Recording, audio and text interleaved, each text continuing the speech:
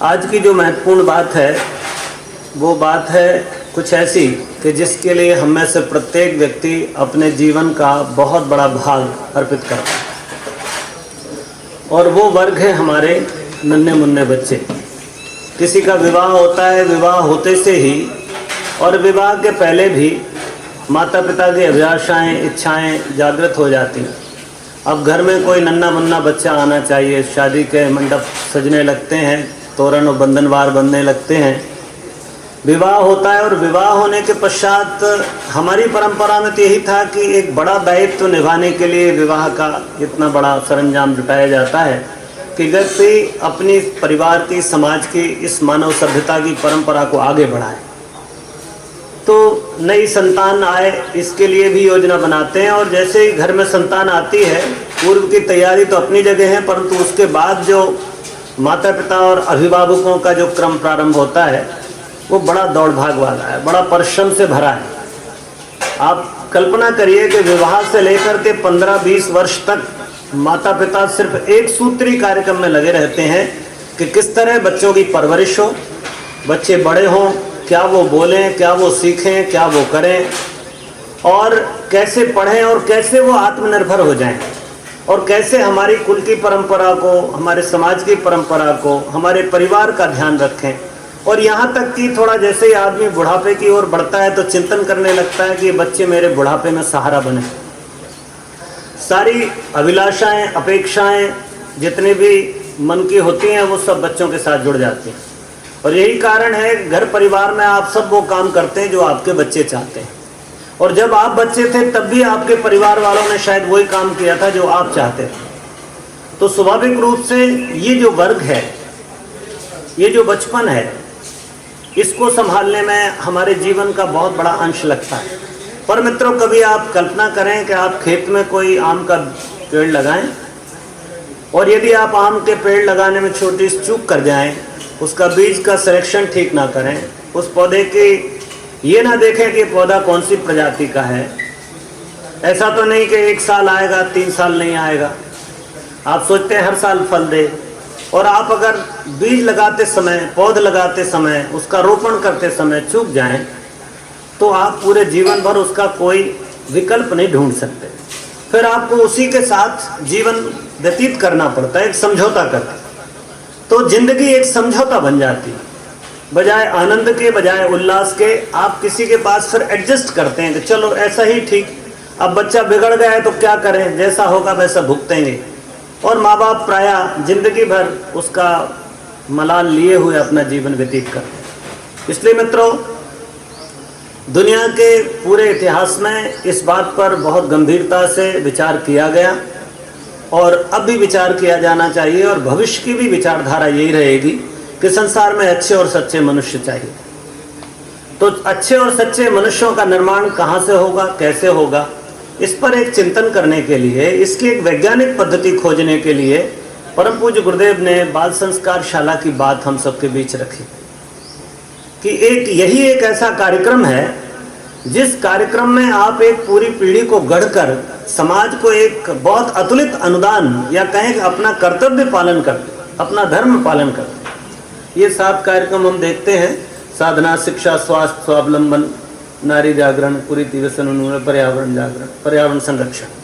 ये 7 आंदोलन हम लोगों ने प्रारंभ किए, और इन 7 के साथ ये विचार था कि अब चूंकि 2000 के बाद नए युग का सृजन होना है, धरती पर एक उज्जवल भविष्य की रचना होनी है, मनुष्य में देवत्व जगना है, और इस वसुधा को स्वर्ग जैसा गरिमावान बनाना है। तो इन 7 आंदोलनों में आप अगर थोड़ी दृष्टि डालेंगे तो आपको लगेगा कि लगभग सब बातों को, जीवन के हर अध्याय को, हर आयाम को इसमें जोड़ा गया, समेटा गया। परंतु आप ये विचार करें कि ये सारे आंदोलन वस्तुतः किसके लिए, ये आंदोलनों की घोषणा की गई, तो इनके मध्य में, केंद्र में कौन बिंदु है, तो आपको लगेगा इसमें सिर्फ और सिर्फ ये सारे काम मनुष्य के लिए। हम कोई काम ऐसा नहीं करते जो मनुष्य से संबंधित ना हो। हमारी सभ्यता में अभी तक भी वही काम होते आए हैं जिससे मानव का हित होता है, उन कार्यों को हमने प्राथमिकता दी। इसलिए शांति कुंज ने भी जब 7 आंदोलनों की घोषणा की तो उनके केंद्र में मनुष्य था, और ये अपेक्षा थी कि ये मनुष्य, ये जो भगवान की सुंदर वसुधा है, इस वसुधा की व्यवस्था बनाएगा। इसलिए इसको समृद्ध करना, इसको सशक्त बनाना, इसको जागृत बनाना, इसको जिम्मेदार बनाना, इसके लिए बहुत सारे कार्यक्रम चले। पर आप देखते हैं मित्रों, ऐसी एक पुरानी लोग, एक व्यक्ति मेरे को एक कथा सुना रहा था, बड़ी भावमयी कथा थी। मेरा ही मित्र था, मेरे पड़ोस में रहता था हॉस्टल में। उसने एक दिन मेरे से ये बात कही कि भैया, ये जो कुछ भी परमात्मा ने मनुष्य को बनाया है, तो मनुष्य परमात्मा को ढूंढते खोज रहा है, पर आपको पता नहीं है मनुष्य आदमी के हृदय में जाकर बैठ गया है। आदमी बाहर ढूंढ रहा है और वो अंदर बैठा हुआ है। ये कथा कहते कहते उसने कुछ अपने संदर्भ सुनाए। और आप सच में विचार करें तो इस सृष्टि में जो कुछ भी उत्तम है वो मनुष्य ने अपने बेटे के लिए बनाया है। कभी आपने किसी माँ को, गर्भवती माँ को देखा होगा, वो माँ जब बच्चे को जन्म देना चाहती है तो जन्म देने के समय, मान लीजिए अभी 7वां महीना, 6वां महीना कंप्लीट हुआ है, 7वां अभी आपने उसका सीमंतोन्नयन कराया, और माँ जो है ना एक अलग तरह की दुनिया में खो जाती है। अब आप देखेंगे उसके हाथ में सिलाइयाँ आ गई हैं, वो स्वेटर बुन रही है, वो और कुछ कपड़े बना रही है। वो आने वाला जो छोना है, उसका लाडला है, उसकी लाडली है, उसके लिए योजना बना रही है। और उसका पूरा दिन कुछ न कुछ नए गुंताड़े करने में, कुछ नया बुनने में निकलता है। वो अपने बच्चे के कल्याण के लिए अभी से तैयारी कर रही है। और जिस दिन माँ हॉस्पिटल में डिलीवरी के लिए जाती है, आप देखेंगे वो अपने साथ में एक डलिया ले जाती है, एक बैग लेके जाती है। उस बैग में वो सब सामान रहता है जो बच्चे को तत्काल लगेगा। अभी ऐसा नहीं है कि कोई बच्चा संसार में आ गया, पर माँ सोचती है कि संसार में आने के बाद बच्चे को क्या क्या लगेगा, वो सब तैयारियां मैं कर लूं, और वो एडवांस में तैयारी करके रखती। ठीक ऐसे ही जब परमात्मा ने मनुष्य को जन्म दिया तो परमात्मा ने सब व्यवस्थाएं वो बना दी जो मनुष्य के लिए आवश्यक है, जो जरूरी है। इतनी सुंदर प्रकृति बनाई, इतना सुंदर नदियां बनाई, रसीले फल बनाए, शाक सब्जियां बनाई, अन्न बनाए, इतने सुंदर तारागण बनाए, पक्षी बनाए, मनोरंजन के लिए साधन खड़े किए, भोजन के लिए साधन खड़े किए। परमात्मा ने आदमी के आने से पहले सब कुछ कर दिया, तब फिर मनुष्य का जन्म होता है। प्रकृति के विकास के बाद भगवान ने एक सर्वोत्कृष्ट कृति अपना ही प्रतिरूप संसार में भेजा, ये था मनुष्य। तो परमात्मा ने मनुष्य के लिए सब पहले ही व्यवस्था बना ली, और ये सोच के व्यवस्था बनाई कि अब मेरा प्रतिनिधि अपनी सारी योग्यताएं, जैसा भैया कल बता रहे थे, कि सारी योग्यताएं बीज रूप में भगवान ने मनुष्य को दे दी, और इस विचार से दी कि ये बेटा हमारा आने वाले दिनों में हमारा कार्य करेगा और संसार का देखरेख करेगा। परमात्मा ने तो प्रकृति बना दी, उसके लिए तो करोड़ों अरबों खरबों ग्रह नक्षत्र हैं जहाँ उसकी देखभाल हो रही है, और धरती के लिए मनुष्य को बना दिया। पर मित्रों, जब आप मनुष्य को देखते हैं कि उसने उस प्रकृति के साथ किया तो आपको ये कुछ दिखाई देता है। आदमी ने प्रकृति के साथ जो किया उसके परिणाम में ये दिखाई दे रहा है। जिस आशा के साथ भगवान ने मनुष्य को बनाया था कि ये मेरा कार्य करेगा, उस मनुष्य ने ये विभीषिकाएं खड़ी की।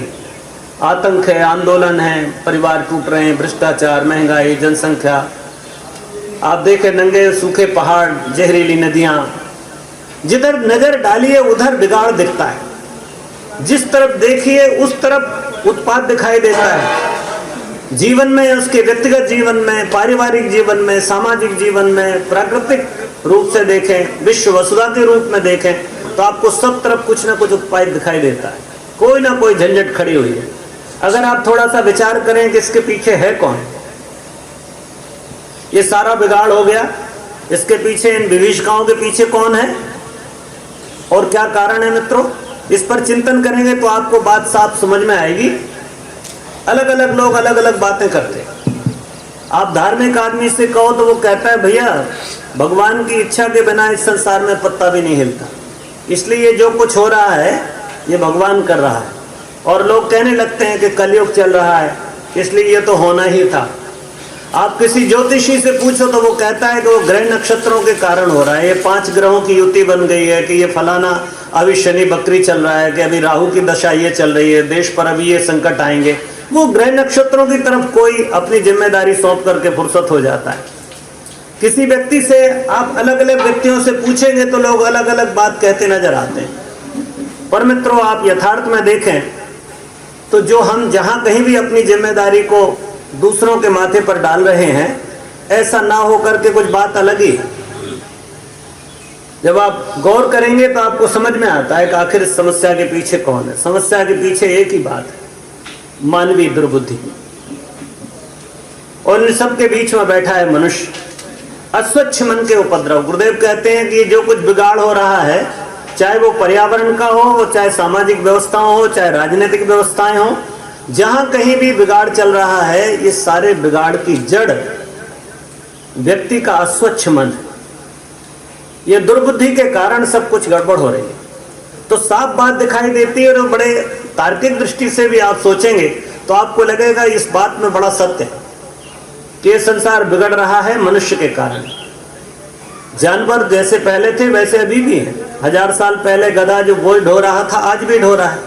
शेर 1000 साल पहले भी, 12 साल पहले भी शिकार कर रहा था, अब भी कर रहा है।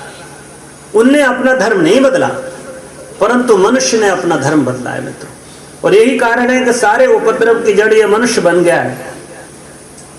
इस मनुष्य को जिसने ये इतनी संपत्ति, इतनी विपत्ति खड़ी कर दी है मित्रों, ये बड़ी समस्या हो गई।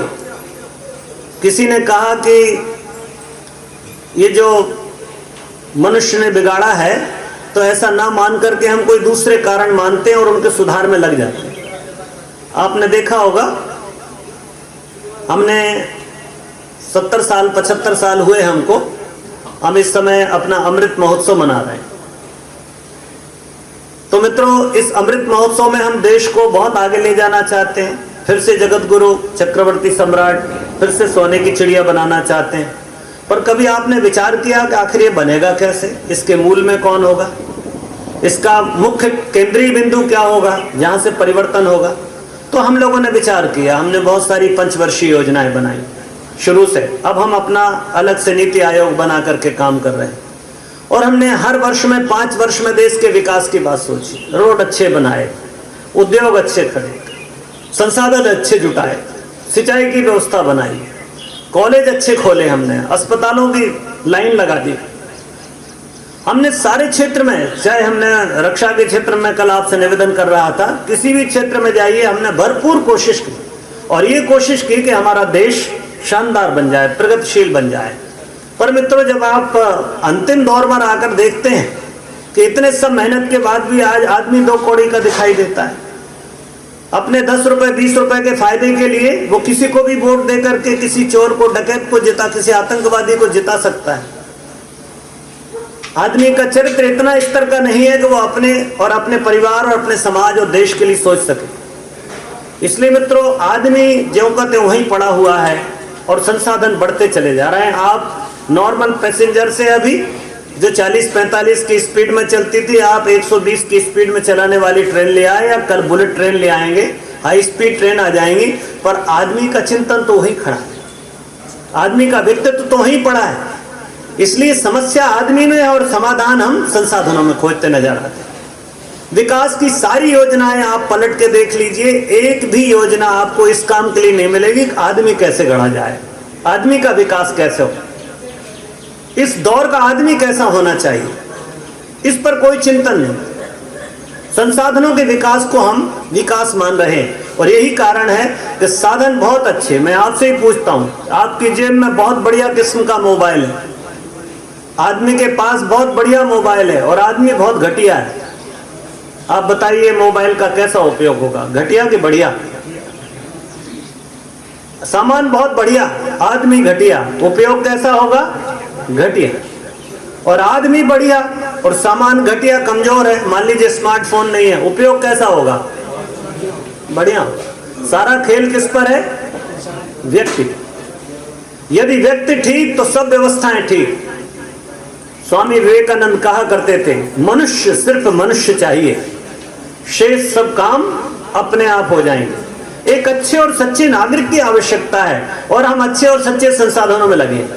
इसलिए मित्रों, समस्या कहीं और है और समाधान हम कहीं और खोज रहे हैं। ये बुढ़िया की कहानी है जिसकी सुई गुम जाती है वो बाहर जाकर के अपनी उजेले में जहां लैंप पोस्ट लगा था वहां अपनी सुई खोज रही, क्योंकि उसने सुन रखा था कि उजेले में चीजें मिल जाती। बेटा पोता आया, सबने पूछा दादी क्या हो गया, माँ क्या हो गया, बेटे मेरी सुई गुम गई, ढूंढो। सब लोग बाहर दरवाजे पर सुई ढूंढ रहे हैं। घंटे 2 घंटे हो गए, सुई मिल नहीं रही, सारे धूल धक्कड़ में हो गए। तभी कोई समझदार आदमी उधर से निकला, उसने कहा कि भाई क्या बात है, पूरा परिवार बहू बेटी सब बाहर लगे हुए हैं, क्या ढूंढ रहे हैं आप? तो उन्होंने कहा हमारी दादी की, हमारी माँ की सुई गुम गई है, उसको खोज रहे हैं। तो उस बुढ़िया ने कहा बेटा तुम भी खोजो, तुम तो समझदार आदमी हो, जरा बताओ तो कहाँ मिल जाएगी। वो समझदार आदमी भी थोड़ी खोजने की कोशिश किया, परंतु उसने पूछा माँ ये तो बताओ तुम्हारी सुई गुमी कहाँ थी? तो माँ बोली बेटा आंगन में गुमी। आंगन में सुई गुमी थी और दरवाजे में बाहर ढूंढ रहे हो? तो उनका तुम समझदार लोग कहते हो ना बेटे उजेले में दिख जाती हैं चीजें, यहाँ लैंप पोस्ट है इसलिए इसके नीचे ढूंढ रहे हैं। मित्रों समस्या कहीं और समाधान खोजे जा रहे हैं कहीं और, किसी दूसरे आयाम में। समस्या धरती की है और आप आसमान की चीजें सोच रहे हैं, इसलिए मित्रों कभी समस्याओं का समाधान निकला नहीं। यही कारण है कि इस बात को गहराई से अनुभव करके ऋषियों की प्रेरणा से परम पूज्य गुरुदेव ने मंगलमयी युग निर्माण योजना का शुभारंभ किया और उसका प्रस्थान बिंदु रखा व्यक्ति निर्माण, सच्चे और अच्छे नागरिक का निर्माण। इसलिए ये जो आंदोलन है, ये आंदोलन वो है जिसमें युग निर्माण के पहले चरण पर, पहले पायदान पर आप खड़े होंगे और वही सफलता का एकमात्र सूत्र है और कोई रास्ता नहीं है। आप कोई शॉर्टकट नहीं अपना सकते। आप व्यक्ति को छोड़ करके किसी भी दूसरे आयाम में मेहनत करने की कोशिश करेंगे, वो आपका काम कभी सफल नहीं होगा। इसलिए मित्रों जहां समस्या है वहां समाधान खोजें।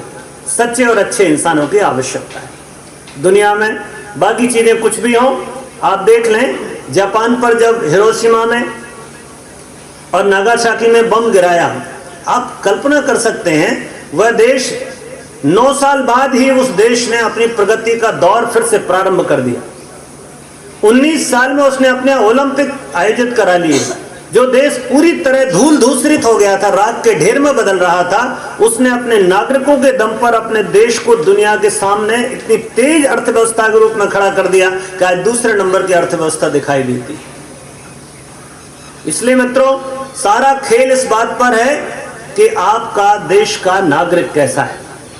किसी परिवार में आप सोचते हैं कि वो परिवार सुखी है दुखी है, इसका पूरा आकलन इस बात पर निर्भर है कि परिवार के परिजन कैसे, माँ बाप बेटे बेटियां, जैसा उनका चरित्र होगा वैसा परिवार होगा। कोई विद्यालय कैसा है, जैसे उसके बच्चे होंगे, जैसा आचार्य होगा वैसा विद्यालय होगा। घटिया है तो घटिया, अच्छे हैं तो अच्छे।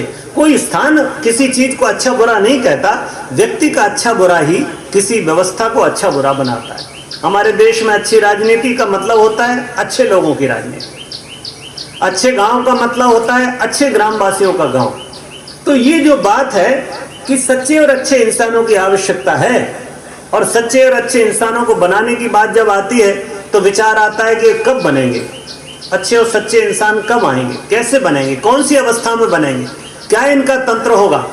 आप सोचे वृद्धावस्था में बनाएंगे तो अब ये आदतें मिटती नहीं है, बांस सूख गया है, अब मोड़ोगे तो टूट जाएगा।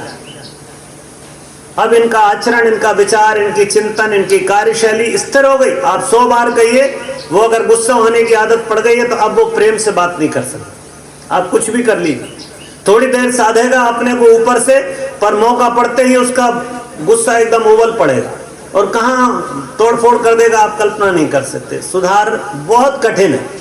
बिरले ही लोग हैं जो इस एज में जाकर के सूखे बांस में कोई परिवर्तन कर पाते हैं। ये लकड़ी सूख गई। दूसरा दिखता है प्रौढ़ावस्था। ये प्रौढ़ावस्था भी पक्की अवस्था है, जिम्मेदारियों से मुक्त है, उसको कोई लेना देना नहीं। वो ये नहीं सोचता कि मेरे ऐसे कहने से किसका क्या, जिसका जो बिगड़ता हो बिगड़ जाए, मेरे को क्या, ऐसा कहने वाला है। तीसरा है युवावस्था। ये यौवन में परिवर्तन संभव है, परंतु इसमें भी परसेंटेज वाइज आप देखेंगे तो बहुत कम। ये भी अपने किसी उधेड़ बुन में लगा है, 99 के चक्कर में पड़ा है, इसको भी अब बदलने की फुर्सत नहीं। और जो वो बन गया है ना, उस पर गौरव अनुभव कर रहा है। अगर वो श्रृंखल हो गया है, यदि उद्दंड हो गया है, तब वो उद्दंडता को अपना गौरव मानता है और वैसा आचरण करके वो अपने को बहुत आनंद से महसूस करता है, किसी को सताकर। मुझे याद आता है जब हम लोग कॉलेज में पढ़ा करते थे बच्चे लोग चलते चलते स्ट्रीट लाइट में लगे हुए बल्ब में पत्थर का निशाना लगाते और उस निशाने को लगा करके वो ऐसे सोचते जैसे किसी पाकिस्तान को हरा दिया है। देश की संपत्ति को नुकसान पहुंचाना, कुछ का कुछ बना देना, उसका स्वरूप, उसका शक्ल बिगाड़ देना, इसमें बहुत आनंद आता है। इसलिए वहां भी अब परिवर्तन की बहुत बड़ी गुंजाइश नहीं है मित्रों। अब एक ही क्षेत्र बचता है, वो कौन सा है? बाल्यावस्था। परिवर्तन कहाँ संभव है? बाल्यावस्था है। सच्चे और अच्छे बच्चे चाहिए तो सच्चा और अच्छा इंसान बनेगा, और सच्चा और अच्छा इंसान बनेगा तो धरती पर स्वर्ग का अवतरण होगा मित्रों। तभी वो मनुष्य में देवत्व के जागरण की प्रक्रिया पूर्ण होगी। तो सीधा सीधा वैज्ञानिक दृष्टि से, तार्किक दृष्टि से, दार्शनिक दृष्टि से आप सोचें तो किसी भी अच्छे राष्ट्र को, विश्व को निर्मित करना है तो सच्चे और अच्छे बच्चे बनाना शुरू करिए। अब ये सच्चे और अच्छे बच्चों की बात आती है मित्रों, तो प्रश्न उठता है कि बच्चे को हमने समझा कब है? हम तो बच्चे को समझ ही नहीं पाए। हमने बच्चे को समझा है अपनी अपूर्ण इच्छाओं की पूर्ति करने वाला एक पात्र, एक साधन मात्र। मैं डॉक्टर नहीं बन पाया, मैं अपने बच्चे को डॉक्टर बनाऊं।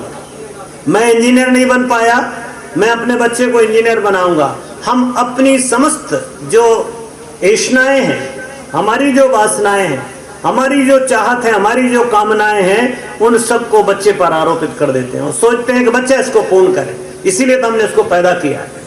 और ये संघर्ष इन दिनों बड़े संघर्ष के रूप में खड़ा है पूरे देश भर में। मित्रों, हमने बच्चों को कभी समझने की कोशिश नहीं की। हमने जाने नहीं कि बच्चा क्या है। इसलिए आइए जरा चिंतन करते हैं, आप भी विचार करिए, बच्चा क्या है, बालक क्या है? मैं आपसे ही पूछता हूं, क्या है बालक? चलिए विचार करते हैं,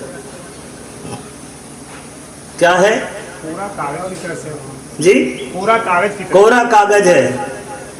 और ये कोरा कागज सच में कोरा ही भगवान होता है, उस पर आपकी कोई लिखाई नहीं होती। ठीक है ना?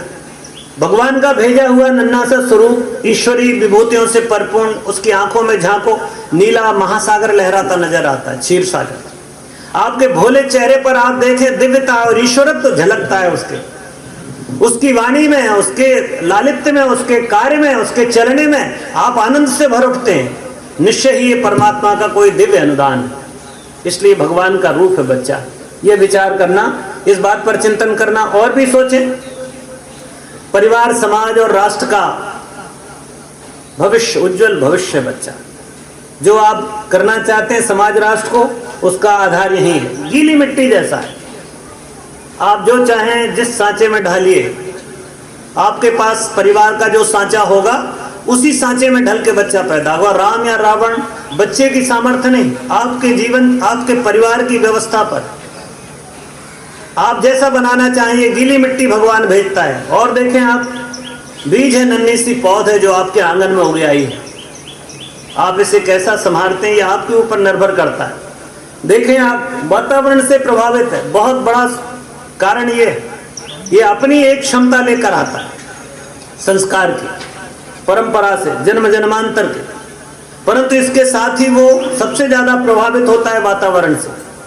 उसको इस परिवार में आकर के वातावरण कैसा मिला। संस्कार तो सुप्त पड़े रहते हैं और संस्कारों को दग्ध भी किया जा सकता है। संस्कार तो आपके परिवार के वातावरण को पाकर प्रकट होते हैं। जीवात्मा में तो सभी संस्कार हैं, भगवान से निकल कर आया है तो भगवान का संस्कार भी है, और शैतानों के साथ रहा है तो शैतानों का भी संस्कार है। अब आपके परिवार में आप जो देखो वो संस्कार उसका उभर आएगा। इसलिए अद्भुत है, ये वातावरण से प्रभावित होता है। और सच तो ये है कि ये बचपन जो है ना, बचपन का बाप है। आप जो आज 55 में दिखाई दे रहे हैं, 60 में दिखाई दे रहे हैं, ये इसका बीज कहाँ है? बचपन। जो आपने बचपन में किया वही 55 में प्रदर्शित हो रहा है। इसलिए मित्रों, मनुष्य को गढ़ने की प्रक्रिया में अनेक मनोवैज्ञानिक प्रयोग किए गए। पश्चिम ने प्रयोग किया, उसने मनुष्य को शरीर समझा शुरू में, पर शरीर से बात चली नहीं। जब फ्राइड आया, नीत्शे आया, उन लोगों ने विचार किया, पश्चिम के विचारक आए, दार्शनिक आए, उनने विचार किया कि नहीं, इससे भी हटके कोई बात है, तो मन पर चिंतन हुआ। तो उन्होंने दूसरे आयाम तक सोचा कि वो मन है, बस इससे आगे हमारा पश्चिम नहीं बढ़ पाया। पर भारतीय मनीषा ने, भारतीय दर्शन में, भारतीय योग में, हमारे यहाँ आप देखेंगे तो हमने मनुष्य को पूरी लेंथ में समझा है कि मनुष्य का स्वरूप क्या है। ये सिर्फ शरीर और मन ही नहीं है, ये विचार का ही पुतला नहीं है, इससे भी आगे की कोई बात है। और उस गंभीर बात पर हमने चिंतन किया है और उसके उस स्वरूप को विकसित करने की क्या प्रक्रिया होगी, इस पर हमने बहुत फोकस किया। हमने संस्कारों की परंपरा प्रारंभ की, हमने परिवार को कुछ इस तरह व्यवस्थित करने की कोशिश की कि परिवार एक सांचा बन जाए। हमारे मनीषियों ने यह विचार किया कि शिक्षा का स्वरूप कैसा होना चाहिए, शिक्षा स्वरूप क्या हो उसका, शिक्षा के साथ विद्या का समन्वय कैसे हो। हमने ये भी विचार किया कि हमारी समाज व्यवस्था क्या हो, ताकि बच्चे के भीतर, बच्चे को एक वातावरण, एक ऐसा समर्थ वातावरण मिल सके जिससे हमारा बच्चा महामानव के रूप में विकसित हो जाए। इसलिए मित्रों, किसी भी मनुष्य को गढ़ने की प्राचीन भारत में ही 4 परंपराएं थी। संस्कार की परंपरा, गुरुकुल का शिक्षण, उत्कृष्ट पारिवारिक वातावरण और प्रगतिशील समाज। आपने देखा होगा, एक एक करके बात करते हैं हम, ये चारों की बात करते हैं।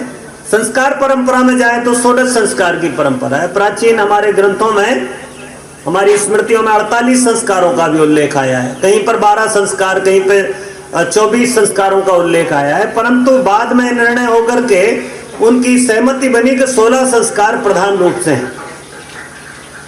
जन्म से लेकर, जन्म के पूर्व से लेकर और मृत्यु के पश्चात तक मानवीय चेतना को गढ़ने के ये अद्भुत प्रयोग हैं।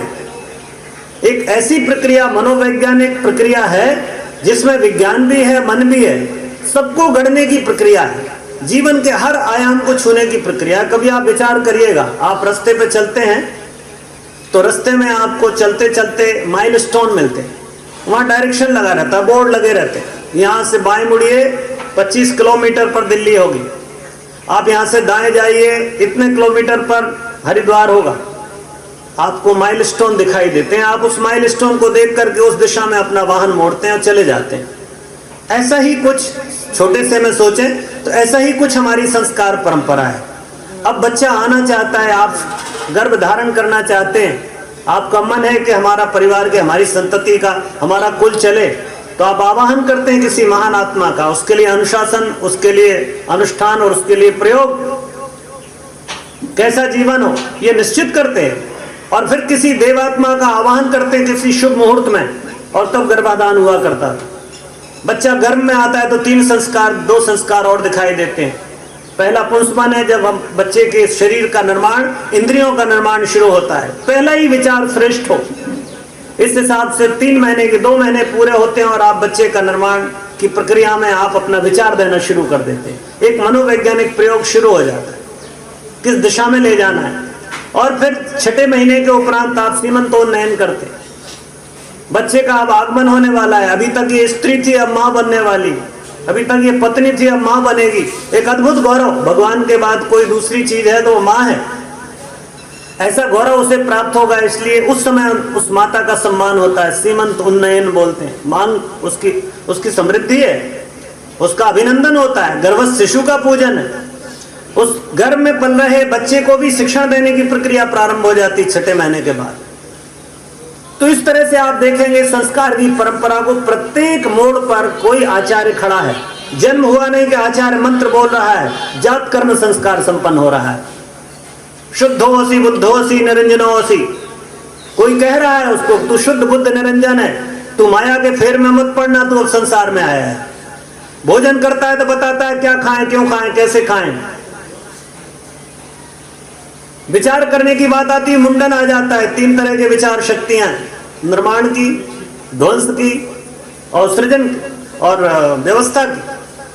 आप देखें तो प्रत्येक मोड़ पर जैसे ही बच्चा टीनेज में प्रवेश करता है, आप दीक्षा लेकर के आ जाते हैं, गुरु के हाथ में हाथ पकड़ा दिया जिससे उसकी दिशा ना बहक जाए, क्योंकि ये बड़ी विचलन वाली स्थिति होती।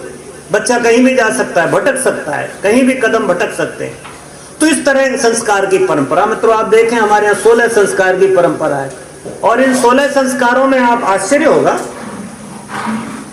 कहा जाता है कि लगभग 75% बच्चे का जो व्यक्तित्व है वो 5 वर्ष की अवस्था तक बन जाता है, जिसमें उसके संस्कारगत प्राचीन स्थानांतरित होते हुए उसके गुण और परिवार का वातावरण, ये दोनों मिलकर के बच्चे का व्यक्तित्व निर्मित कर देते हैं। और ये हमको दिखाई भी देता है लवकुश के रूप में, अभिमन्यु के रूप में, अष्टावक्र के रूप में दिखाई देता है। पर ये 16 संस्कारों में आप दृष्टि डालेंगे तो आपको आश्चर्य होगा, 16 में से 13 संस्कार बालपन के ही हैं। 3 संस्कार ऐसे हैं जो बाद के हैं। एक है विवाह संस्कार, वो भी लगभग युवा का है। उसके बाद है वानप्रस्थ, उसके बाद संन्यास और अंत में फिर अंत्येष्टि, मतलब श्राद्ध कर मरणोत्तर।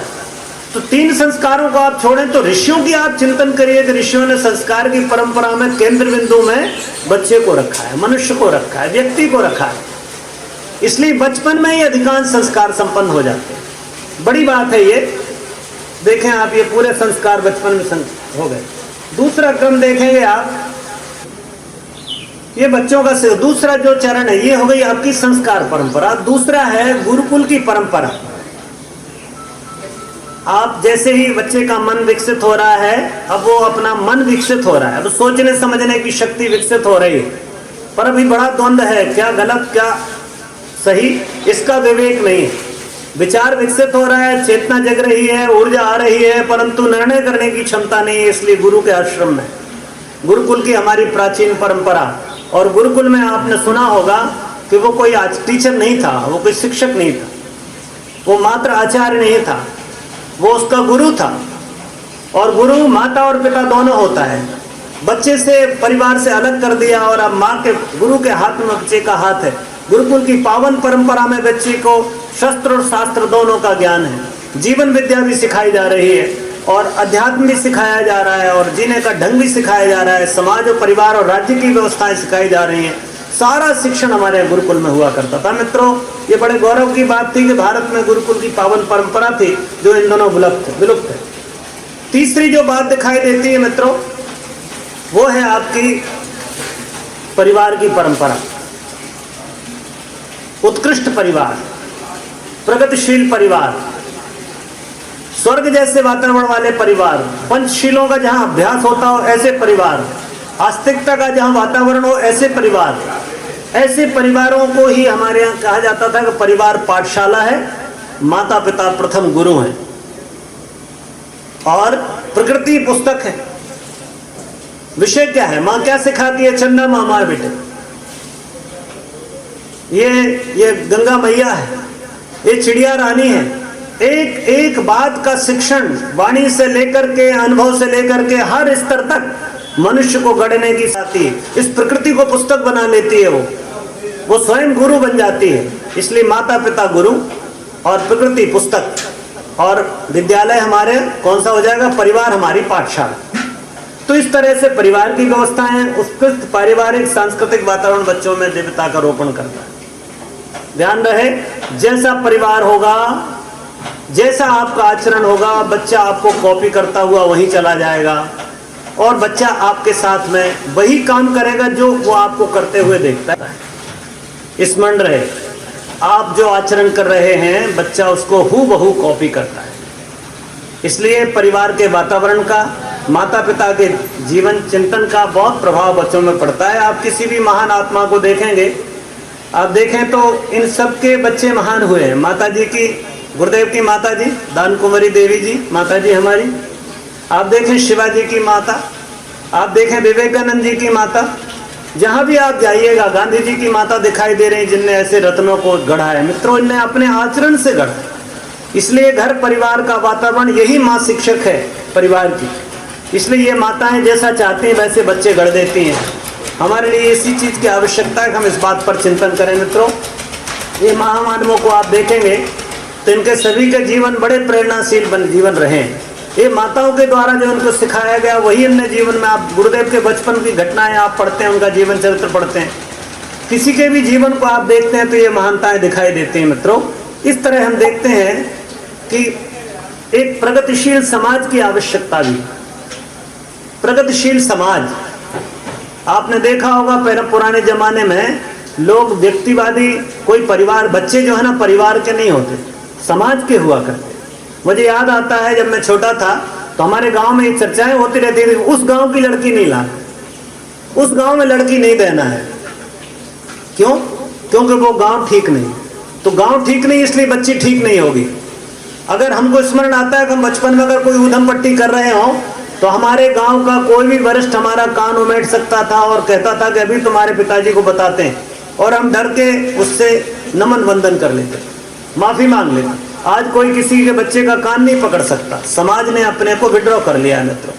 इसलिए आइए जरा विचार करते हैं कि वर्तमान का संकट क्या है। आप कहते होंगे इस समय पर्यावरण का संकट खराब है, नदियों पर संकट है, जंगलों पर संकट है, शेरों पर संकट है, चिड़ियों पर संकट है। पर सच पूछें तो सबसे बड़ा संकटग्रस्त इन दिनों बचपन। बचपन खत्म हो रहा है, लुप्त हो गया है। हम बच्चों को बिल्कुल बचपन में ही बूढ़े बना देना चाहते हैं। हमारी कोशिश है कि हमारे बच्चे बूढ़े हो जाएं बचपन से ही। हम 35 साल के, हम चाहते हैं कि 3 साल का नन्ना मुन्ना बालक जो अभी बोलना सीखा है, ये हमारे बराबर ज्ञान होना चाहिए इसको, और यही हमारी कोशिश होती। सारी दुनिया का ज्ञान उसको बचपन में ही दे देना चाहते। बड़ी संकट वाली बात है मित्रों। ये कुछ संकट है बचपन पर। देखें आप, बच्चे का जन्म इन दोनों एक एक्सीडेंट है। एक हम लोग गीत सुना करते थे, पुराने जमाने की पिक्चर का था, एक्सीडेंट हो गया रब्बा रब्बा, न तूने सिग्नल देखा न मैंने सिग्नल देखा, एक्सीडेंट हो गया रब्बा रब्बा। सच में ऐसे ही एक्सीडेंट हो रहे हैं। माता पिता को पता नहीं होता कब बच्चा आ गया घर में। जब हमारी बहन उल्टी करने लगे, खट्टा खाने को मांगने लगे, तब दादी को पता चलता है घर में बच्चा आया। अब कौन आया होगा इसकी किसी को पता नहीं। अंधेरे में चुपचाप चोर आते हैं और आह्वान करने पर गुरु और भगवान आते हैं। ये आपके ऊपर है कि आप क्या चाहते हैं। इसलिए मित्रों, बच्चों के जन्म एक्सीडेंटल हैं, अचानक हो रहे हैं, पता ही नहीं लगता कब आ गए, टपक गए हो। बड़ी गंभीर स्थिति है। प्रथम गुरु माता पिता जिम्मेदारी से अनभिज्ञ हैं। किसी से पूछो क्या करना है तो वो उसकी योजना बनाते, उसका कमरा अच्छा बनाएंगे, टेबल कुर्सी पलंग साधन सुविधाएं, अच्छा स्कूल, अच्छी बस, अच्छी कोचिंग, अच्छा बस्ता, अच्छी ड्रेस, दैट्स ऑल। तीसरी हमने कहा और उसको समझाते भी बीच बीच में कि हम तुम्हारे ऊपर 1 लाख रुपए सालाना खर्च कर रहे हैं, 1.25 लाख तुम्हारी फीस जमा करते हैं, समझे? बच्चा समझ लेता है। और फिर जब वो बूढ़े हो जाते हैं आप, तो वो भी आपको किसी वृद्धाश्रम में रख के 1.25 लाख, 1.5 लाख, 2 लाख भेजता है, और वो भी कहता है हम आपकी पूरी केयर कर रहे हैं, समझे? पैसे का हिसाब पैसे से चुक रहा है। माँ बाप को पता ही नहीं क्या करना है, केवल अपने साधनों को जुटा देना इस कर्तव्यों की इतिश्री है। बच्चों के निर्माण के संबंध में उनको कोई जानकारी नहीं। और पारिवारिक विघटन भी एक इस समय बड़ी समस्या बना हुआ है। बहुत छोटे परिवार हो गए भाई साहब, परिवार बचे ही नहीं। पिताजी मुंबई में नौकरी कर रहे हैं, माताजी दिल्ली में सेक्रेटरीट में, बच्चा पुणे में पढ़ रहा, कौन सा परिवार है? संभव नहीं है मित्रों, बड़ी गंभीर स्थिति है। और आप देखते हैं कि हमारे देश में जो शिक्षा के कारण जो समस्याएं खड़ी हुई हैं, तो ये बहुत भ्रमित शिक्षा तंत्र हमारा, जो दौड़ विकाले की पद्धति थी, वो लिखता है एक सोची समझी तरकीब से वो सारा काम करता है। वो कहता है कि यहाँ की सारी ताकत यहाँ की संस्कृति और यहाँ की शिक्षा में, यहाँ की भाषा में। अगर हम इसको ठीक कर दें और इनको ये समझा दें कि जो पश्चिम कहता है वो ठीक और जो पूरब कह रहा है, जो भारत कह रहा है वो पिछड़ापन है, इनकी भाषा पिछड़ों की भाषा है। और हमको इनने समझा दिया मित्रों। आज हम अंग्रेजी गलत बोलते हैं, क्यों भाई? तो बड़ा गौरव अनुभव करते हैं, भले ही कुछ नहीं आता। और हिंदी बोलते हैं तो पहले कहते हैं माफ कीजिएगा मेरी हिंदी थोड़ी कमजोर है। अरे अब आगे डूमर कहीं जन्म से बोल रहा है और तुमको शर्म नहीं आ रही कि तुम्हारी हिंदी कमजोर है, और तुम गलत अंग्रेजी बोल करके भी गौरव अनुभव कर रहे हो। इसलिए मित्रों, बड़ी गंभीर बात है।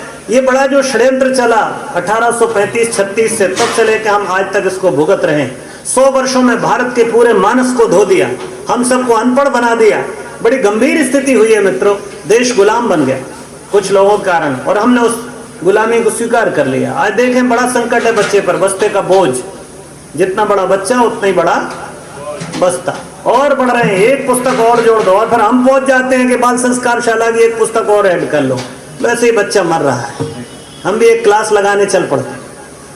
बड़ी झंझट है मित्रों। मैकाले की पेट भराओ शिक्षा पद्धति, स्वार्थ और शॉर्टकट का जीवन क्रम, ये सब समस्याएं खड़े कर रहा है। अनियमित दिनचर्या, श्रमशीलता का अभाव, साहस का अभाव, स्कूली शिक्षा में विद्या का लोप, सिर्फ पेट भराओ शिक्षा, सिर्फ नौकरी के लिए पढ़ाई लिखाई करना, ये सब संकट है मित्रों। जंक फूड है, फास्ट फूड है, आपका सोशल मीडिया है, वीडियो है, गेम्स हैं और कितनी चीज़ें, टीवी है, कॉमिक्स है, विशाला संगीत है, अश्लीलता है, ये सब मिलकर के बच्चों पर इस कमजोर, इस कोमल मन पर आक्रमण कर रहे हैं। इसलिए मित्रों बड़ी समस्याएं खड़ी हैं। ऐसे समय में समाधान क्या हो सकता है, इस पर चिंतन करें। ये बात तो कुछ ऐसी थी जो मैंने आपसे कहा कि इसका दार्शनिक पक्ष था कि इसके पीछे आकर शुरू करने के पीछे कारण क्या है। समाधान एक ही मित्रों, जो है बाल संस्कार शाला।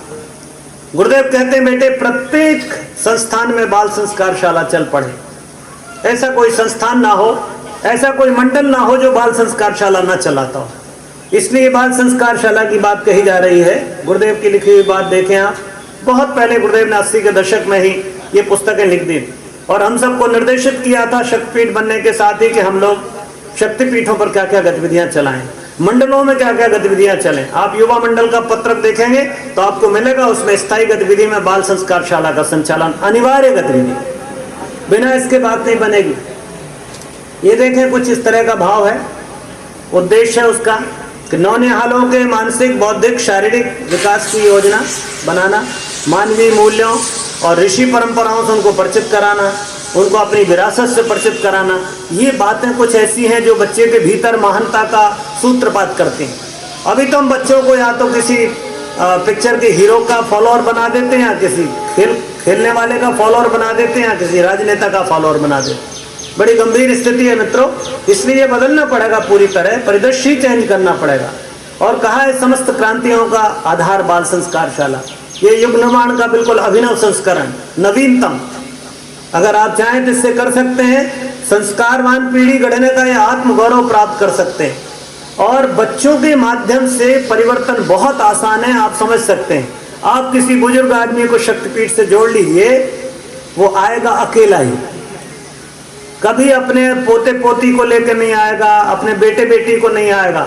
अकेला बुजुर्ग आएगा और आते से पूछेगा घुटने में दर्द है, दवाई हो तो बताओ आप, क्या पेट बहुत खराब रहता है, कोई चूर्ण बनता है क्या शक्तिपीठ पर, और अपनी पुरानी बातों को लेकर आपसे डिस्कस करेगा। उसके पास कोई योजना नहीं है जीवन की, वो हार चुका है, खत्म हो गया, उसके भविष्य के सपने सूख गए उसके, अब उसकी आंखें सपने नहीं देखती। इसलिए मित्रों वो अकेले ही जुड़ता है, आप कितनी भी मेहनत कर लो। और आप एक बाल संस्कार शाला चलाइए और एक बच्चे को अपने बुला लीजिए किसी परिवार के, उसके बहन भाई भी आएंगे। जब उसके भीतर परिवर्तन होता है, जब वो सुबह से उठ के सबको प्रणाम करता है, तो दादा दादी भी आएंगे और मम्मी पापा भी आएंगे कि आपने बच्चे को बड़ा जोरदार बात सिखा रहे हैं। तो 1 से 5 लोगों को जोड़ा जा सकता है और उधर एक जोड़ते हो तो 5 अधूरे रह जाते हैं। तो एक तीर से 5 निशाने जैसा काम है। राष्ट्र की सेवा का अनुपम उद्देश्य पूर्ण हो जाता है मित्रों। इसलिए युग निर्माणी व्यक्ति आप हैं, तब भी बाल संस्कार शाला युग निर्माण का सबसे सरल और सबसे प्रभावी माध्यम है। चलाइए, आपके पास भगवान ने इतना कौशल दिया है। छोटा सा सूत्र है, मूल मंत्र है हमारा, ये उपनिषद का मंत्र है, every soul is potentially divine, एको देवा सर्वभूतेषु गूढ़ा। हर व्यक्ति भीतर से दिव्य है। इस दिव्यता का प्रकटीकरण करना, इसकी घोषणा करना, इसका विकास करना ही जीवन का लक्ष्य है। एम ऑफ लाइफ बस यही है। और स्वामी जी इसको बार बार कहा करते थे। इसलिए मित्रों इसका भी उद्देश्य है कि बालकों में दिव्य गुणों का विकास करना, उनको लक्ष्यभेदी बनाना, ला से सा से संस्कृति का ज्ञान कराना, स्वाध्यायी स्वावलंबी बनाना, कार्य कौशल बढ़ाना, रचनात्मक शैलियों द्वारा मानवीय गुणों को उभारना, शानदार व्यक्तित्व गढ़ना और लाख मनकों में अलग चमकने वाला हीरा बनाना। यह है बाल संस्कार शाला। कुछ ऐसा क्रम जब हम सोच लें तो हमको इन गुणों के माध्यम से हम बच्चों का विकास कर सकते हैं मित्रों। और देखें आप, आचार्य कौन होगा? पढ़ाने वाले को आचार्य कहा है। एक शिक्षक है, एक आचार्य है, एक उपाध्याय है, एक आपका, ऐसे अलग अलग कैटेगरी हमारे यहाँ गुरुओं की बताई। पर बहुत ऊपर की बात तो नहीं करते कि हम गुरु और सदगुरु की बात करें, पर ये कह सकते हैं कि हमारा आचार्य चाहिए, शिक्षक नहीं। शिक्षक विषय का ज्ञान देता है, पढ़ाता है, जिम्मेदारी पूर्ण कर लेता है। आप उससे कहोगे आप हमारे बच्चे को संस्कारवान बनाइए, तो वो आपको फट से जवाब देता है, sorry ma'am, I am a chemistry teacher, I can teach chemistry only. This संस्कार this is none of my business. You mind it? आप करिए, हमारा कोई लेना देना नहीं है इससे। हम तो केमिस्ट्री फिजिक्स पढ़ाएंगे बस। और माता पिता को पता नहीं, बच्चा बड़ा अधर्म है मित्रों। इसलिए आचार्य चाहिए। और आचार्य भी कौन? जो आचरण से शिक्षा दे रहा हो। ये बाल संस्कार शाला पढ़ने लिखने का, पढ़ाने का, कोर्स पढ़ाने का विषय नहीं, क्षमा कीजिएगा। वैसे ही बच्चे बहुत परेशान हैं, ओवरबर्डन है, और नहीं करना है। बच्चे के भीतर कुछ ऐसे प्रयोग करना है कि बच्चा संस्कारित होने लगे। इसलिए आचार्य अपने विद्यार्थी के अंतर्निहित ज्ञान के प्रकटीकरण में उद्दीपक की भूमिका निभाए और इस मार्ग में आने वाली बाधाओं को हटाने वाला आदमी चाहिए। बस बच्चा कर रहा है, खेल रहा, वाह वाह बहुत बढ़िया बेटे, बहुत अच्छा तुमने किया। बच्चे चित्र बनाते हैं कागज पर, और चित्र बना करके उल्टा सीधा हवाई जहाज बना के लाते हैं, दिखता भैंस जैसा है। पर बाप क्या कहता है? बाप देखता, वाह अरे बेटा क्या तुमने हवाई जहाज बनाया है। मित्रों, आपने चित्रकार को जन्म दे दिया और आप झल्ला करके फिर क्या तमाशा, कागज खराब करता है, ये हवाई जहाज है कि भैंस बनी है। चलो, एक आपने चित्रकार का मर्डर कर दिया। बच्चा छोटी सी कागज की हवाई जहाज बना के लेके आया, फेंका, बाप ने दादा ने उठाया, अरे वाह बेटे वाह वाह वाह वाह क्या हवाई जहाज है। आपने एरोनॉटिक इंजीनियर्स को जन्म दे दिया और वहीं आपने उसको फेंका। तुमको शर्म नहीं आती? दादाजी के ऊपर फेंक रहा है, नीचे पटक के पैर मार दिया उसके हवाई जहाज पर, एक एरोनॉटिक इंजीनियर की हत्या हो गई। मित्रों, सब कुछ आपके ऊपर। इसलिए आचार्य चाहिए ऐसा जो प्रेरणाएं भरता, जो उसके मार्ग में अवरोधों को दूर करता, ऐसा आचार्य। और वही विद्या है, आंतरिक जागरण। सब कुछ भीतर है, बाहर कुछ नहीं। उपनिषद कहते हैं कि सब कुछ भीतर है। शिवो हम सच्चिदानंदो हम अयम आत्मा ब्रह्म तत्वमसि, क्यों साहब, सो हम प्रज्ञानम ब्रह्म।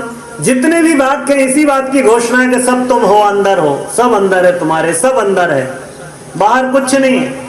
इसलिए मित्रों, इस अंतर्निहित दिव्यता का प्रकटीकरण यही बाल संस्कार शाला का परम आध्यात्मिक स्वरूप है। मैं आपसे कहता हूं, ये कोई शिक्षा का कार्यक्रम नहीं है, एक आध्यात्मिक जागरण का कार्यक्रम है। इसलिए मित्रों कहा है, कहने से अच्छा करना। आचार्य कौन? जो आचरण से शिक्षा दे। स्वयं स्वयं चरित्रम शिक्षेरण पृथिव्याम सर्व मानवा। हमारी संस्कृति, हमारे प्राचीन ग्रंथों में श्लोक आता है, एतद् देश प्रसूतः सकाशद् जन्मना स्वयं स्वयं चरित्रम शिक्षेरण पृथिव्याम सर्व मानवा। अपने अपने चरित्र से धरती के सारे मनुष्यों का शिक्षण करने वाले हम भारतीय। बस वैसे ही भारतीय चाहिए मित्रों, जो आचरण से शिक्षा दे। आचार्य भी अगर आप मोटे अर्थों में उसका मतलब लगाएं तो यही है कि जो सदाचरण की शिक्षा दे या जो आचरण से शिक्षा दे, इसी का मतलब होता है आचार्य। इसलिए सदाचरण की शिक्षा अपने आचरण से देने वाले को आचार्य कहा।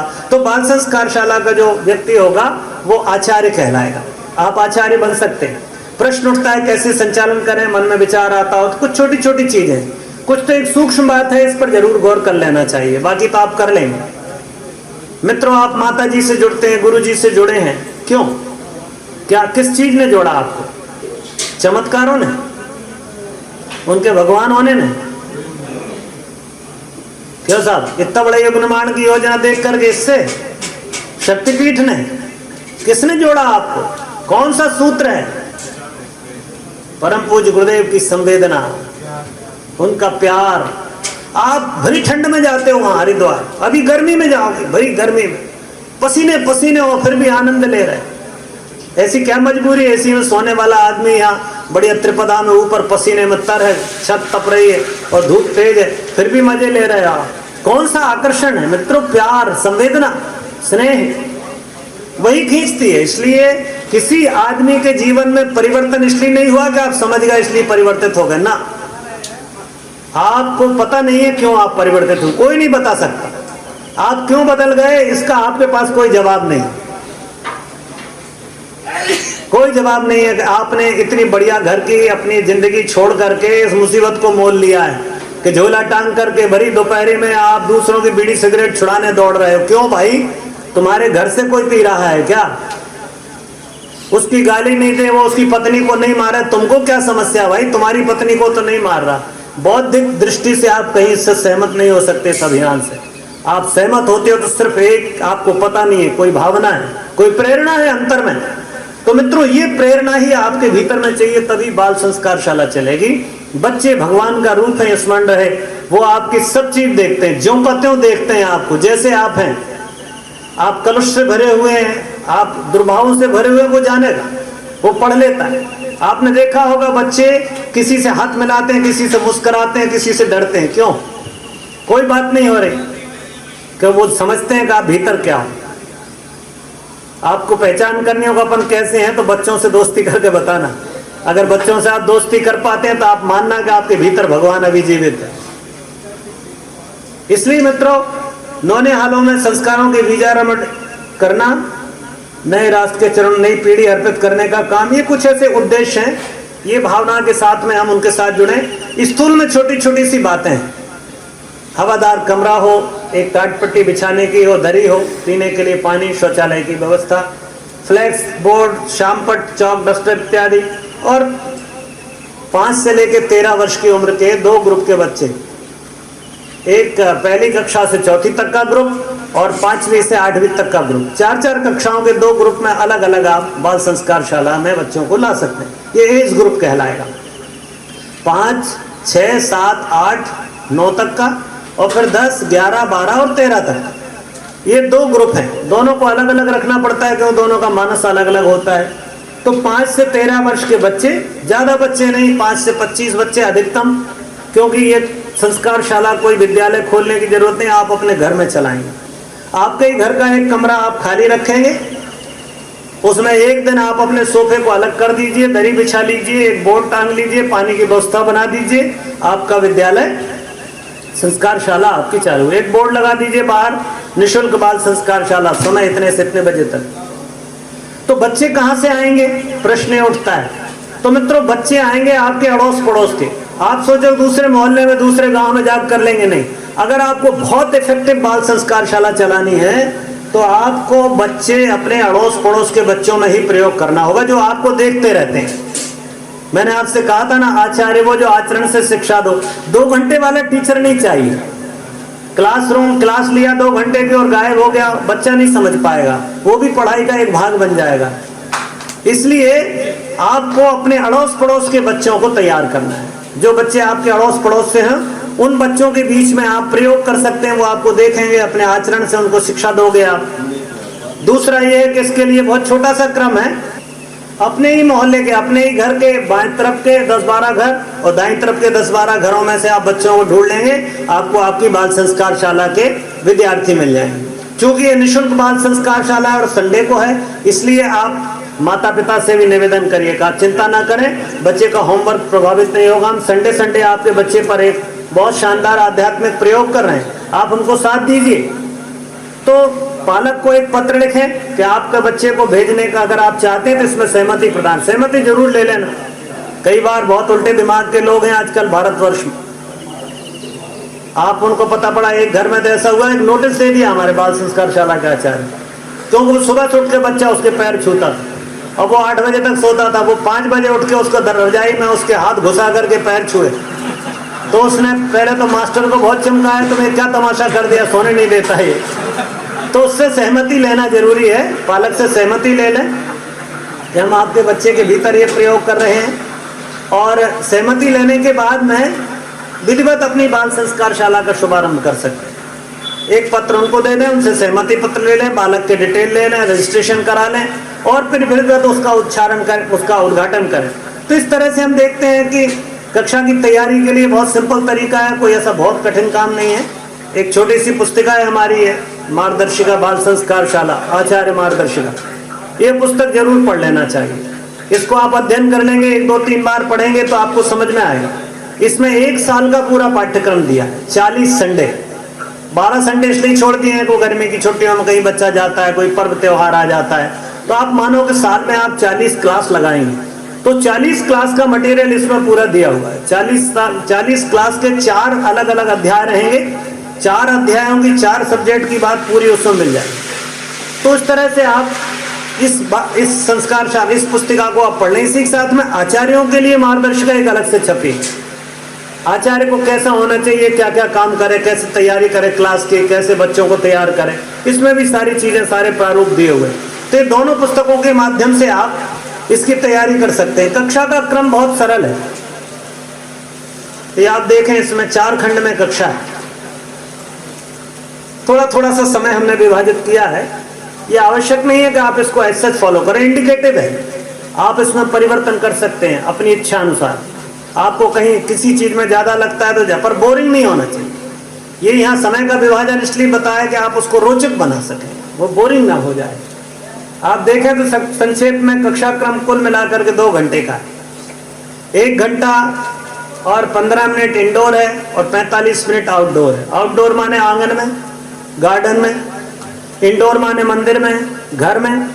बच्चों को चूंकि इसमें चौथे सत्र में गेम्स भी कराना है, खेलकूद भी कराना है, पर्व त्योहार भी मनाना है, बच्चे का जन्मदिन भी मनाना है, तो आपको इसके लिए थोड़ा सा बाहर की जरूरत होती। कभी कभी हो सकता है आप ऐसे उद्यान में बच्चों को ले आएं और यहाँ बच्चों को जरा विजिट कराएं। मैं उसका भी एक स्वरूप बताऊंगा। तो 2 घंटे की काल अवधि है। कुछ इस तरह देखें आप, छोटे से कमरे में बाल संस्कार शाला को चलाया जा सकता है। 2 भाई हों, एक स्टैंड बाय, एक उपाचार्य हो, एक आचार्य हो, दोनों मिलकर के बाल संस्कार शाला चला लें। बहुत छोटी सी व्यवस्था है। मुश्किल से 500 रुपीज में आपकी पूरी बाल संस्कार शाला का मटेरियल आ जाता है, बैनर फैनर सब मिला के, बाकी चीजें घर की। ये देखें आप, इस तरह से आप देखेंगे कि बच्चे इस तरह से बाल संस्कार शाला में आएंगे। ये 4 विषय, 4 पाठ हैं। पहला पाठ है ईश वंदना। बच्चे को थोड़ा सा मंत्र भी आने चाहिए, मंत्रों का अभ्यास कराएं।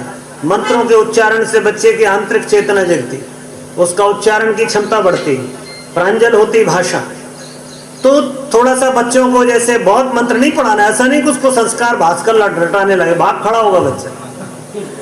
आप गायत्री मंत्र बताइए, शांति पाठ, गुरु मंत्र, प्रार्थना के मंत्र बता दीजिए, शुभकामना मंत्र बता दीजिए। मैं इतना बहुत कुछ अपने अच्छे गीत बताइए बच्चों को, जो बच्चों की प्रेरणा वाले गीत हो। नन्हे बच्चे आने वाले कल की तुम तस्वीर हो, नर से नारायण बन जाएं प्रभु ऐसा ज्ञान, वह शक्ति हमें दो दया निधि, आदि आदि ऐसे 2-4 गीत आप बच्चों को सिखाइए। बच्चों को सद्वाक्य, अच्छे सद्वाक्यों से परिचित कराइए। उनसे ही कहिए, प्रोजेक्ट दीजिए कि अगले बार तुम कागज पे लिख के लाना, सुंदर सा ड्राइंग जैसी बना के, और उसको पढ़ना आके, उस पर डिस्कशन कराना। तो इस तरह से बच्चों को छोटा सा ध्यान कराना, सिर्फ आनापान, सांस के आने जाने पर ध्यान।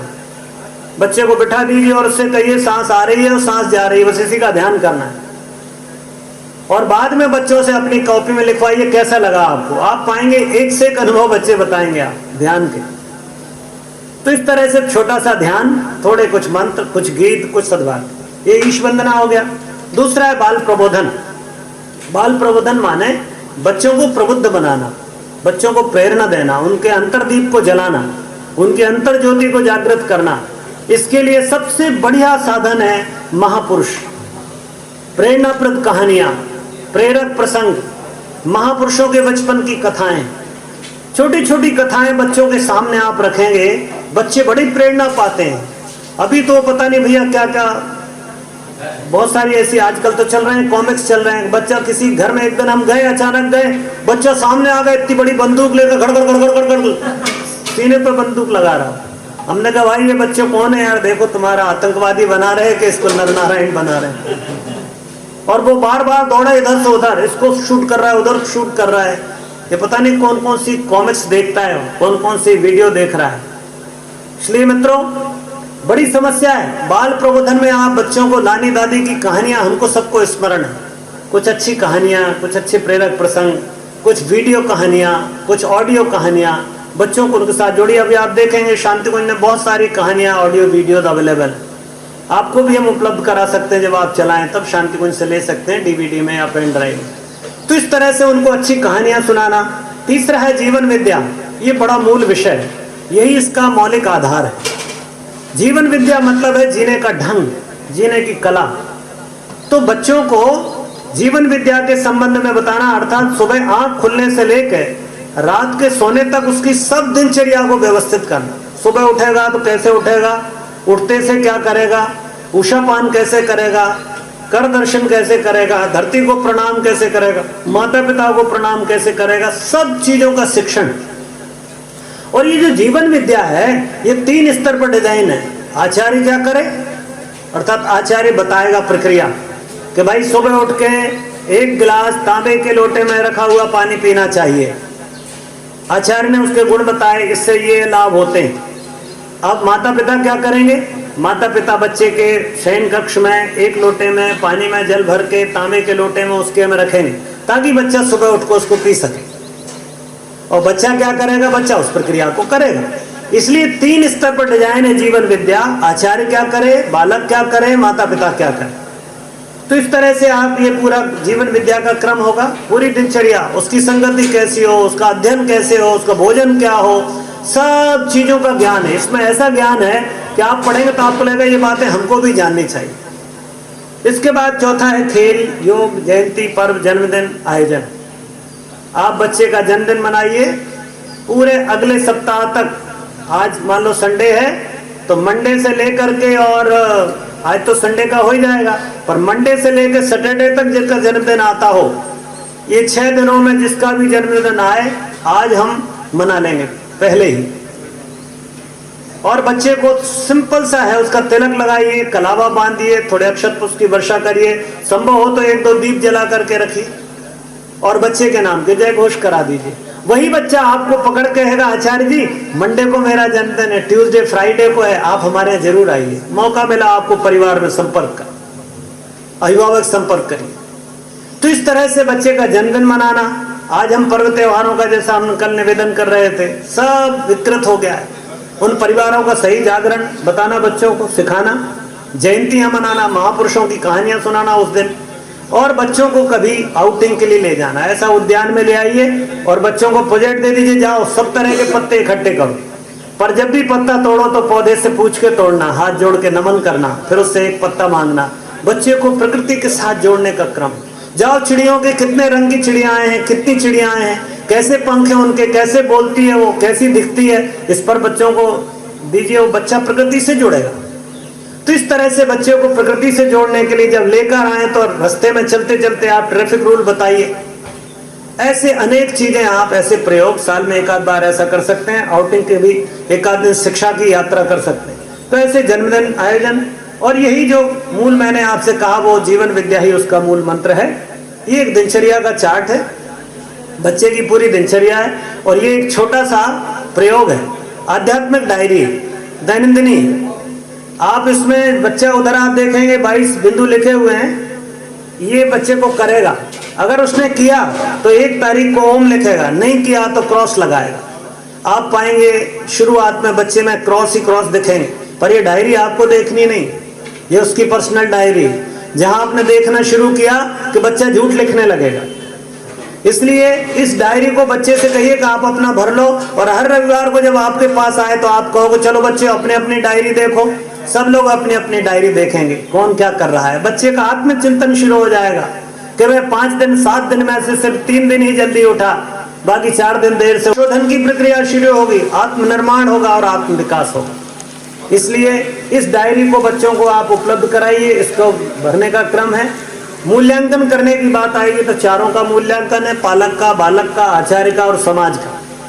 सब मिलके बच्चे को गढ़ रहे हैं, इसलिए बच्चे का मूल्यांकन नहीं है। बच्चा अगर असफल हो रहा है तो या परिवार के लोगों से संपर्क करिए, उनसे बातचीत करिए, बच्चे के विषय में पूछिए, एकांत में सब बातें करिए और बच्चे को बुलाकर उसकी प्रशंसा करिए। माँ बाप हो सकता है कोई बच्चे के भीतर कोई दुर्गुण विकसित हुआ है तो उसकी आपको सूचना देंगे, आप उसको दूर करने के लिए मनोवैज्ञानिक प्रयोग करिए। और धीरे धीरे होता है, बाल संस्कार शाला है ही, हमारे वांग्मय हैं 2-3, उनको भी आप पढ़ें। और छोटी छोटी पुस्तकें हैं जो बच्चों के मनोविज्ञान से संबंधित है, बच्चों का भावनात्मक नवनिर्माण, बच्चे के शासक नहीं सहायक बने। इन पुस्तकों को अध्ययन करने से हमको बहुत कुछ मिलता है। मित्रों, गुरुदेव ने बहुत सुंदर बात लिखी है। वो कहते थे तुम्हें कुछ नहीं करना है, मैं तुम्हारे पास नई पीढ़ी के बच्चे लाऊंगा, तुम उनके पास बैठना, उनसे अच्छी बातें करना, उन्हें साधनाएं कराना, बाकी पीछे सब कर दूंगा, मैं कर दूंगा। स्थूल क्रियाकलापों को उत्कृष्ट बनाने की जिम्मेदारी तुम्हारी और सूक्ष्म परिवर्तन प्रत्यावर्तन करने की जिम्मेदारी हमारी। तो मित्रों, ये गुरुदेव का आदेश है और उनने ये बात आपको 86 के आसपास के प्रवचन भी सुनने को मिले। तो उसमें गुरुदेव कहते हैं, बेटे हम बाल संस्कार शाला हम चलाएंगे, हमको गुरुदेव की शिक्षा को पूर्ण करना है, हर स्तर पर बाल संस्कार शालाओं का संचालन करना है। मित्रों, सूक्ष्म सत्ता का प्रवाह इन दोनों बहुत व्यापक है। और ये बात बहुत बढ़िया है कि लगभग 10,000 केंद्र ऐसे हैं जहां लोग बाल संस्कार शालाएं चला रहे हैं पूरे देश भर में, और एक अच्छी गति इसमें हमको दिखाई दी है। आइए हम सब भी अपने बचपन को दोबारा जी करके देखें, थोड़े बच्चों के साथ बच्चे हो जाएं, और कम से कम इतना तो संकल्प करें कि एक बाल संस्कार शाला हम कर सकते हैं ना, चला सकते हैं। यद्यपि आपको तो संस्कार शालाएं चलवानी है, पर इतना तो संकल्प करें कि हम सब एक बाल संस्कार शाला अवश्य चलाएं। तो मित्रों, ये कुछ ऐसी बातें थी। शुभारंभ उद्घाटन वगैरह करने का क्रम है, वो आप अपने हिसाब से कर सकते हैं। छोटा सा संकेत हमने किया है, किसी बड़े आदमी को बुला करके उसका शुभारंभ करा दें। और यदि ऐसा कुछ कर सके तो मित्रों, मैंने आपको शुरू में एक बच्चे का फोटो बताया था जिसमें लिखा था सबसे बड़ी चिंता किसकी, बच्चे के माथे पर दिख रही है। बच्चा चिंतित है, बच्चा परेशान है, संकटग्रस्त है, और एक ये है मित्रों जिसमें मुस्कुराता हुआ। तो आपका एक प्रयास बच्चे के चेहरे पर मुस्कान ला सकता है, और आप इस संसार को, इस समाज को एक नया व्यक्ति दे सकते हैं। ये गौरव और ये सौभाग्य हमको प्राप्त हो, इस हेतु आप सबसे प्रार्थना है कि बाल संस्कार शाला के इस प्रयोग को जरूर। बहुत बहुत धन्यवाद।